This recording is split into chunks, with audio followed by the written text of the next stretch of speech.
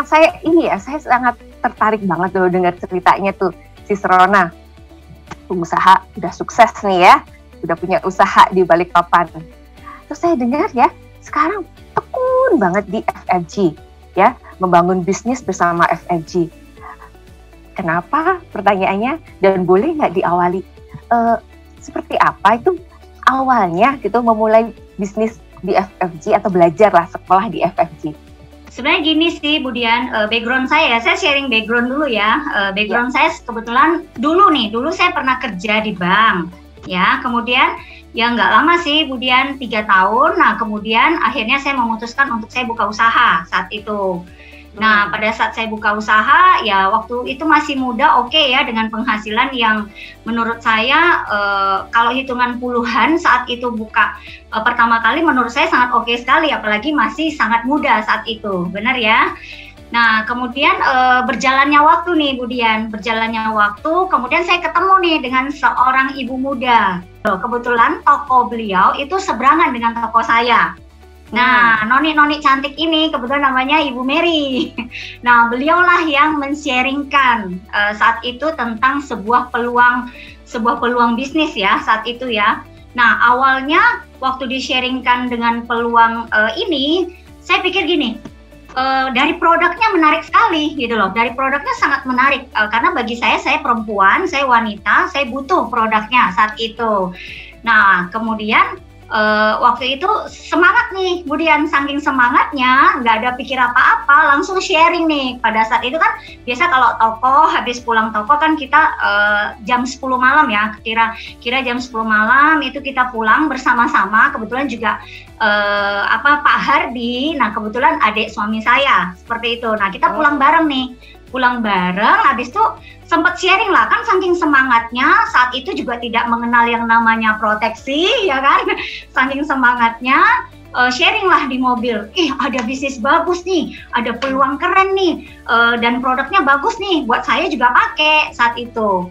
Deng gitu. Apa yang terjadi pada saat itu, penerimaannya waktu itu kebetulan Pak Hardi ya langsung nyaut saat itu, jangan hati-hati kamu ditipu. Hati-hati bisnisnya itu tipu-tipu orang gitu. Seperti itulah kurang lebih saat itu gitu loh. Ini menarik juga ya. Simple sih Bro Leo, mungkin jalannya Tuhan ya. Waktu pertama saya join, kalau dibilang itu juga kebetulan. Karena waktu itu saya tuh cuma rumah toko, nggak pernah kemana-mana. Jadi habis toko rumah, nggak pernah yang namanya ke kanan ke kiri, tapi nggak tahu waktu itu Tuhan kasih jalan. Saya waktu itu kebetulan bersebelahan toko saya dengan Ibu Meli ya. Saya cuma beli minuman waktu itu, kebetulan sekali. Nggak tahu kenapa, mungkin jalannya Tuhan, dan akhirnya waktu itu di-sharingkan. Belilah saya 1 panty liner, kebetulan saya juga ada permasalahan. Udah sehari 2 hari saya pakai, tiba-tiba saya sebenarnya mau marah, mau komplain gitu loh. Kok saya mengalami yang namanya detox yang luar biasa. Nah waktu itu saya langsung ke toko, balik lagi ke tokonya Bu Meli. Mau marah ini ya ceritanya ya. Tapi ya itu dia, Bu Meli cuma ngomong gini, nanti malam kebetulan saya undang kamu acara, biar kamu lebih tahu lebih dalam. Pas besoknya, Bu Meli juga kaget gitu loh.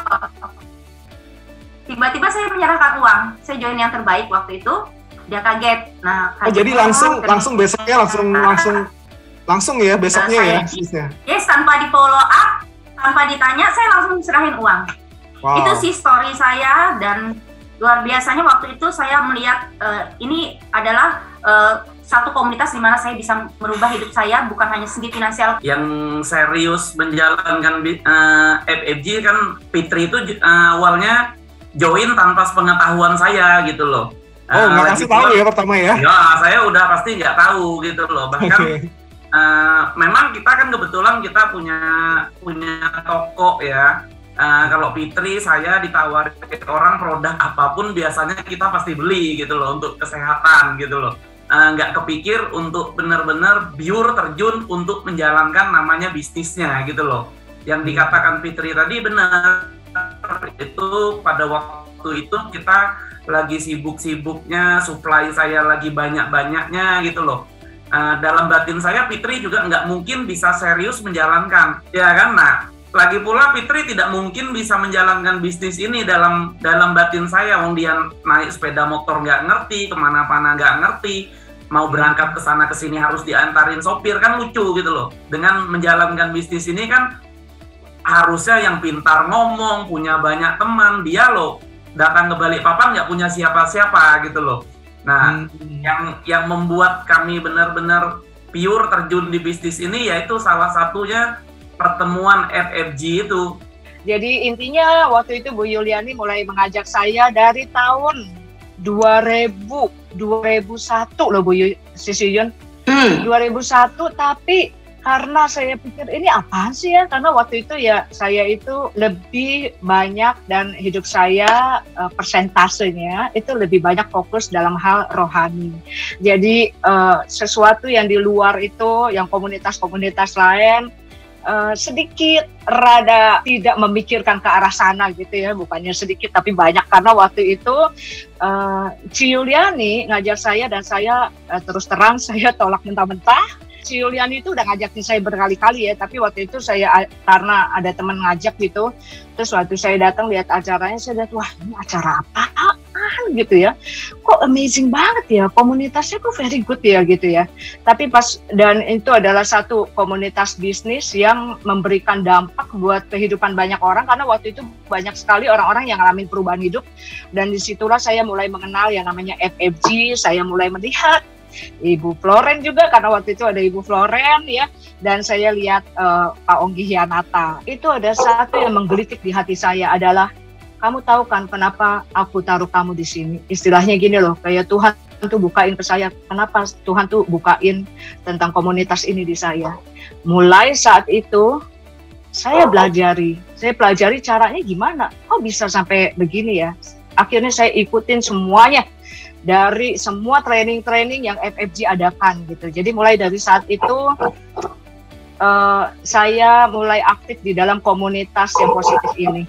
Sebetulnya ini yang kerja pintar menurut saya adalah upline langsungnya ya, Mary dan Hardy ya. Jadi saya tahu banget mereka itu getol banget ya, kalau istilahnya udah melihat ada leader yang potensi gitu ya. Jadi seseorang yang punya potensi leadership, itu Hardy dan Mary ini bergerak cepat gitu. Jadi mereka tuh edifikasi saya luar biasa, sehingga saya nggak heran ya pada waktu itu Rona kejar saya untuk bisa ngobrol.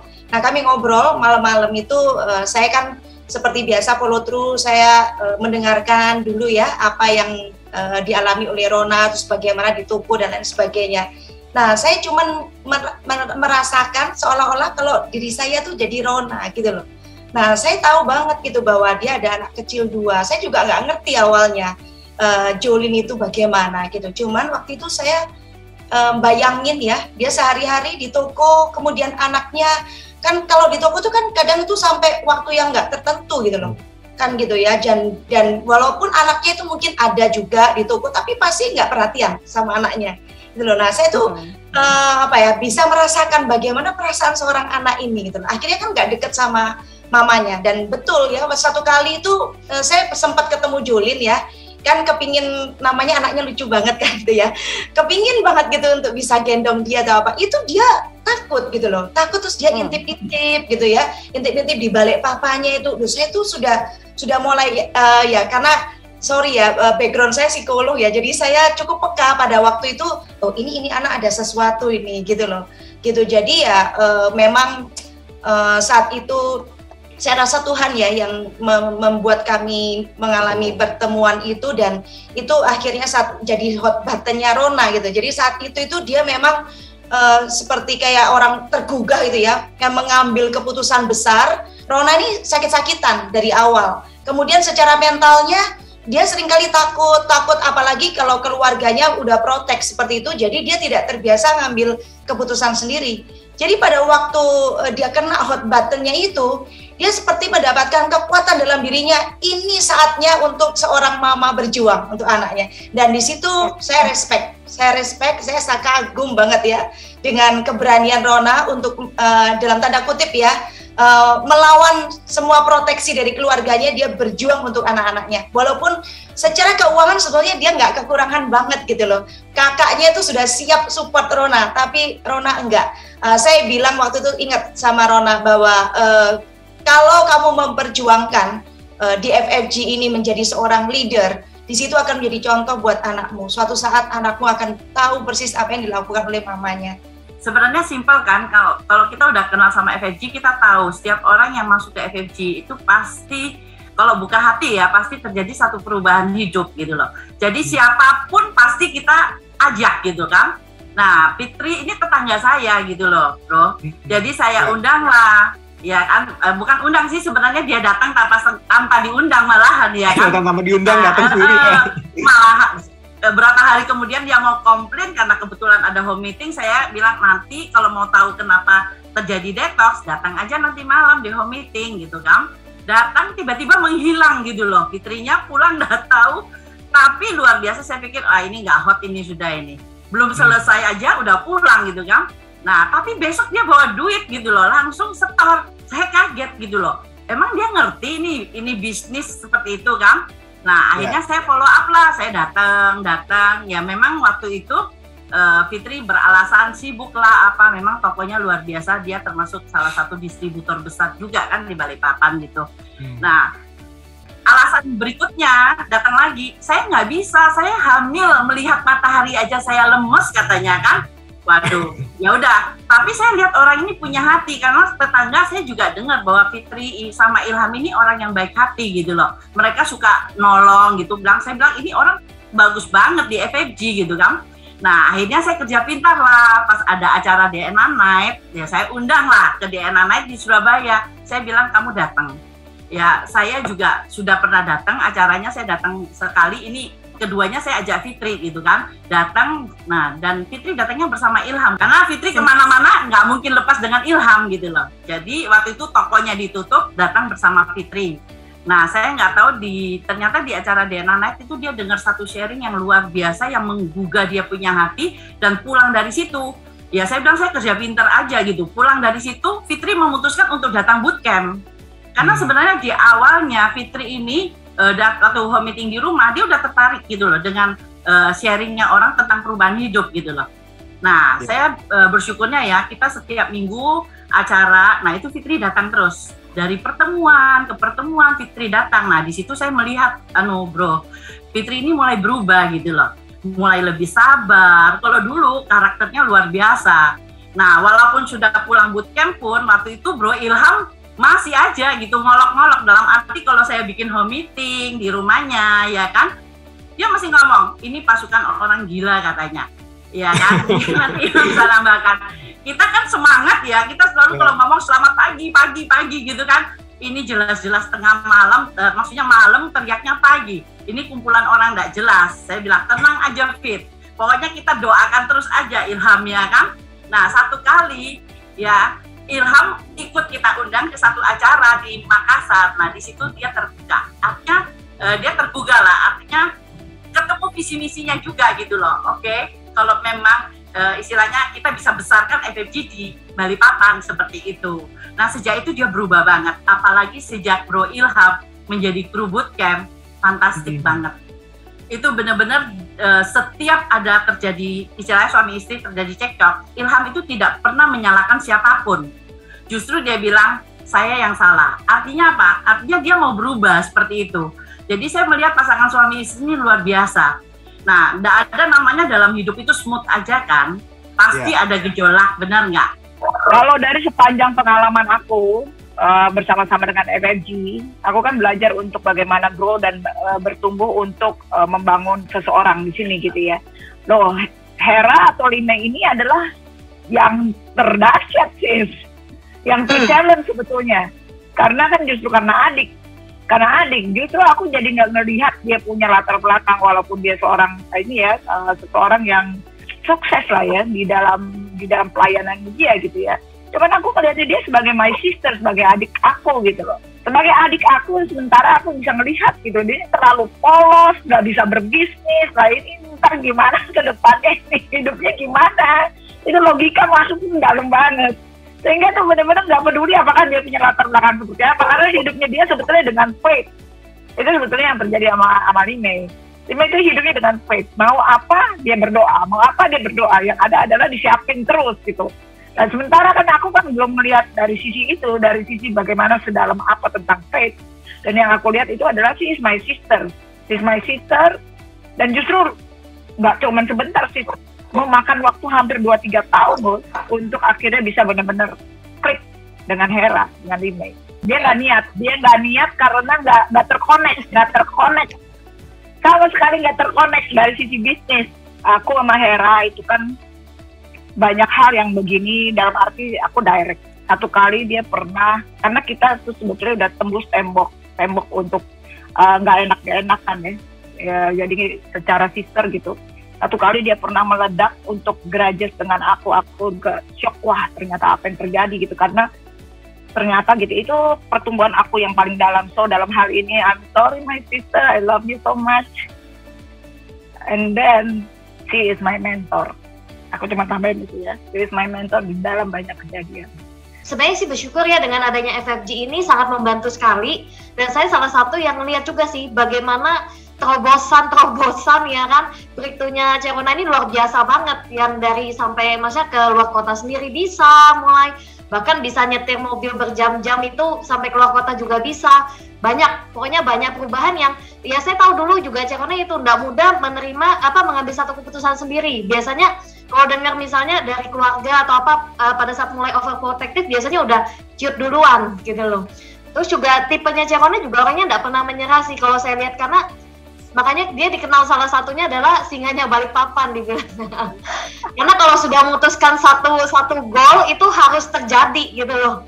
Makanya kalau di timnya itu kan dibilang kalau mentor harus sekali, ya kan, nggak boleh ngulang. Nah itu salah satu slogannya Cerona. Dan memang itu terbukti karena Cerona ini kan tipe yang kalau dia punya prospek itu dia nggak akan lepas itu prospeknya. Mau 1 bulan, mau 6 bulan, mau setahun, 2 tahun, 3 tahun, itu dia terus saja dia follow up orang itu. Nah itu yang saya tahu sih dari seorang Cerona. Ya. Kalau saya boleh tambahin dikit ya, Sis Dian, boleh? Iya. Ya, kalau saya lihat Cerona ini kan karena kakak ipar ya. Jadi agak-agak serba salah juga sebagai upline, tapi juga ini kakak ipar ya kan. Dilematis juga sebenarnya ya kan.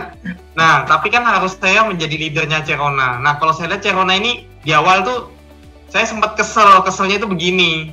Pokoknya kalau Cerona sudah ada misalnya pulang ke, maksudnya connect dengan keluarganya yang di Jakarta, di mana pulang tuh goyang-goyang dia, udah goyang-goyang.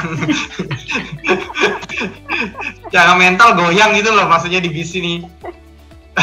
Ya kan, nah mungkin ya saya tahu keluarganya niatnya baik ya, karena ingin melindungi ya, supaya dia tidak terluka begitu kan. Atau mungkin tidak ingin ada tantangan gitu ya. Tapi kan kita sebagai leadernya, aduh kalau ini pasti ini goyang-goyang nih ya kan. Nah, tapi kalau lihat abis Welty Show gitu ya, atau Welty Sale, Cerona pimpin lingkaran, waduh ngerinya, singa Afrika keluar. Kalau saya lihat, wah Cerona ini sebenarnya singa Afrika sebenarnya.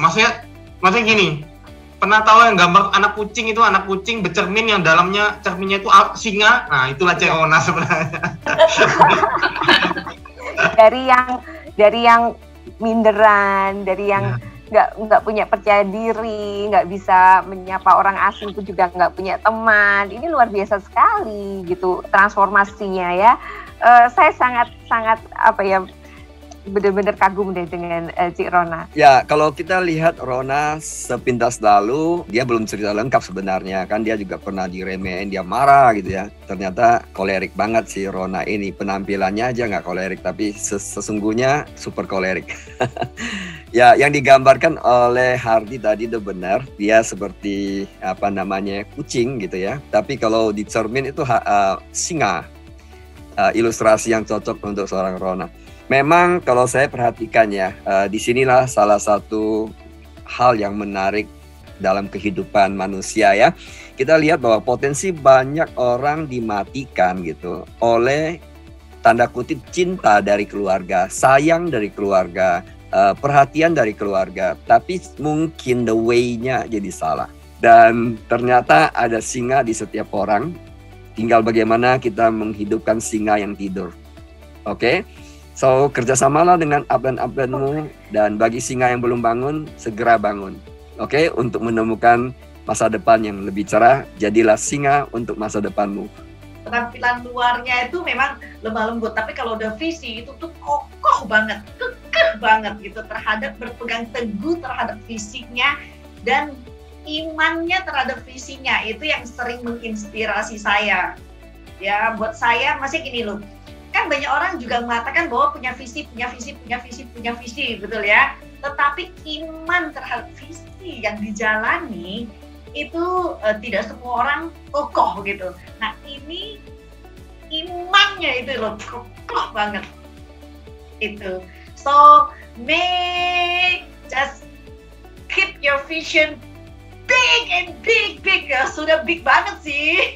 Tapi I know you will reach all of them, karena memang terutama saya ngelihat ketika Abraham nggak ada gitu ya, Lime dalam waktu yang singkat itu bangkit gitu dan istilahnya tuh mengambil alih, melanjutkan visi-visi yang tadinya akan dijalani berdua tapi sekarang sendiri. Berarti kan kalau bukan karena punya iman yang kuat nggak bisa kan? Itulah Lime. Wow. Nah, kalau dari saya, bagaimanapun seorang Hera ya, Lime itu berubah, berkembang, mendapatkan tempat untuk mengaplikasikan dan buat orang yang jauh lebih banyak dan justru mengimplementasikan, jadi berkat buat banyak orang instead of cuma ya itu tadi. Jadi di sini saya melihat bagaimana terjadinya dua hal, fisik dan pikiran itu bergabung jadi satu dan amazing. Intinya kalau saya lihat pertumbuhan Lime dari awal dia berada di sini sampai hari ini adalah dua pribadi yang benar-benar berbeda banget ya. Saat ini dia mendapatkan respect dari kami semua, dari mentor-mentornya beliau, bahkan dari amazing teman-teman di luar organisasi beliau ya. Jadi Lime pantaslah mendapatkan acungan jempol dalam perjalanan di bisnis ini, dan menurut saya ini baru awal, masih panjang perjalanan Lime. Setuju nggak, Mei? Jadi kalau saya kenal Fitri, memang kalau dia sudah komitmen sesuatu ya, misalnya target tertentu itu dia pasti langsung penuhin gitu loh. Nah, Ilham ini tipe yang selalu ingin membuat orang lain bahagia. Pembakar semangat juga kalau ada acara-acara besar, itu bakar semangatnya tuh pasti Ilham sudah. Suami istri ini sebenarnya fantastik sih. Fitri itu tidak pernah komplain, tidak pernah ngeluh, mereka berdua selalu melayani dengan hati. Kalau setiap pertemuan mereka datang paling awal, melebihi kami bahkan. Fitri itu sama FFG-nya luar biasa sekali. Jadi bisa dibilang, terutama sama upline-nya ada Bu Meli di sini, itu bisa 100% gitu loh. Jadi seperti itu. Mereka jasanya besar banget sih. Saya bersyukur banget ya, karena dipertemukan dengan mereka berdua. Awalnya tuh nggak kenal ya, sampai mereka benar-benar menjadi seperti keluarga kami, menjadi brother sister kami. Karena apa? Saya menemukan ada satu titik yang menyatukan mereka berdua, yaitu keinginannya untuk melayani. Itu sangat besar banget. Kalau kita baca bukunya Robert Kiyosaki yang judulnya Business School, kan dibilang ya bahwa bisnis ini adalah for people who like helping people. Nah itu mereka berdua itu gitu loh. FFG adalah wadah di mana manusia itu bisa terus naik. Ya. Tadi Hardi sama Mary bilang, sepasang suami istri visinya luar biasa sekali. Mereka bukan cuma mau membesarkan dirinya sendiri ya, tapi mereka betul-betul memikirkan bagaimana kota-kota kecil itu ya, di pulau-pulau itu bisa bangkit secara finansial bersama FFG. Ya. Jadi mereka enggak masuk ke orang-orang yang mampu, tapi mereka ingin betul-betul ngangkat orang banyak. Tidak perlu menuding orang lain. Yang perlu adalah kita mencermin, memperbaiki diri. Nah ini yang saya salut sama Ilham ya, sama Fitri. Dan saat ini mereka katanya semakin bahagia, semakin damai. Dan itu yang membuat saya salah satu juga bangga dan bahagia dengan pasangan ini. Kurang lebih gitu sih. Pastikan Bapak Ibu sekalian, jangan lupa tadi kembali lagi Anda like, komen dan subscribe channel dari FFG TV untuk Anda dapatkan terus setiap minggunya ya pengalaman perjalanan hidup dari orang-orang sukses, orang-orang yang berjuang untuk mencapai impiannya Bapak Ibu.